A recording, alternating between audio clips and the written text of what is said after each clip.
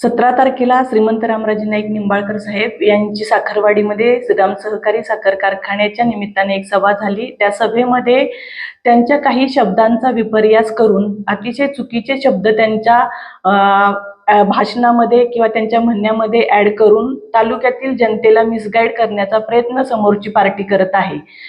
शिवांजली भोसले यांना अतिशय प्रेमळ भाषेमध्ये महाराज साहेबांचा एक निरोप होता। तो निरोप असा होता की बाबा तुम्ही एक चांगल्या घरातली लोक आहात, खानदानी लोक आहात आणि तुमची मुलगी जी आमचीही मुलगी आहे ती ज्या लोकांच्या मध्ये उठती बसती ती लोक तसे बघायला गेलं तर विश्वासपात्र नाहीयेत।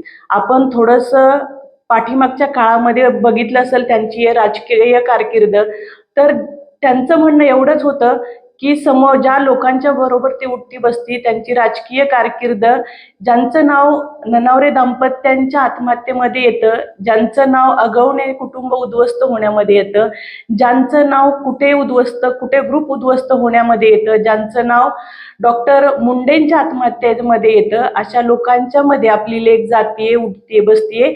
जे लोक स्वतःच्या राजकीय स्वार्थापोटी प्रत्यक्ष या लोकांचा अप्रत्यक्ष कितीतरी लोकांचा बळी घेऊ शकतात, तर ते लोक आपल्या लेकीचा स्वतःच्या राजकीय स्वार्थापोटी बळी का घेणार नाहीत। तर माझं सर्वांना एवढंच सांगणं आहे की काही जर 17 तारखेला हे महाराज साहेबांचं स्टेटमेंट होतं, तर 17 तारखेला संध्याकाळी तुम्ही निषेध का व्यक्त केला नाही, 18 तारखेला तुम्ही निषेध व्यक्त का केला नाही, शनिवारी दिवसभर तुम्ही निषेध व्यक्त का केला?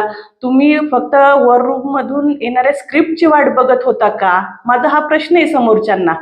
आज महिलांच्या नावावरनं महाराजांना निषेध म्हणून जो मेसेज व्हायरल होतात, तर महाराज साहेबांच्या हे भाषणामध्ये त्या व्यक्तीबद्दल कुठंही व्यक्तिगत टीका नाही, कुठलाही अपमान नाही, कुठलंही अपमानास्पद असं स्टेटमेंट नाहीये, तरी पण ते समोरून स्वतःची राजकीय पोळी भाजण्यासाठी एका मुलीचा वापर करतात आणि ह्याच प्रकारे जे महाराजांच्याकडून झालं नाहीये ते त्यांच्या राजकीय स्वार्थासाठी एका मुलीची बदनामी करतात। आणि मला त्यांना एवढंच सांगायचंय की स्वतःच्या राजकीय पोळी भाजण्यासाठी किंवा राजकीय हेतू साध्य करण्यासाठी एक विनंती आहे की तुम्ही कृपा करून एका मुलीच्या नावाचा वापर करू नये। पूर्ण भाषण जर ऐकलं तर महाराज साहेबांनी तिथं स्पष्ट असं बोललेले आहेत की तुम्ही चांगल्या घरातली लोक आहेत, तुम्ही खानदानी लोक आहात। जर महाराजांना त्यांचा अपमानच करायचा होता, त्यांना चुकीच्या पद्धतीने तालुक्यासमोर प्रेझेंट करायचं होतं, तर मग ती एखाद्या व्यक्तीच्या कौटुंबिक परिस्थितीचं त्यांनी कौतुक केलंच नसतं। तर मला सर्वांना एवढंच सांगायचं आहे, ज्या महिलांच्या नावाने आज महाराजांचा निषेध व्यक्त केला जातो, तर त्या महिलांना मला एक प्रश्न विचारायचा आहे की दिगंबर अगवणेंच्या मुली ज्या आत्महत्या केल्या, ज्यांनी आत्महत्येचा प्रयत्न केला, ज्या मरणाच्या दारातून आल्या, तेव्हा तुमच्या संवेदना कुठं होत्या? तेव्हा तुम्ही निषेध का नोंदवला नाही? संपदा मुंडे सारख्या तरुण सुशिक्षित मुलीने आत्महत्या केली, त्यावेळेस तुम्ही महिला म्हणून कुठं होता? त्यावेळेस तुमच्या संवेदना कुठं होत्या? जरूर चुकीच्या गोष्टीसाठी जरूर निषेध करायला हवा।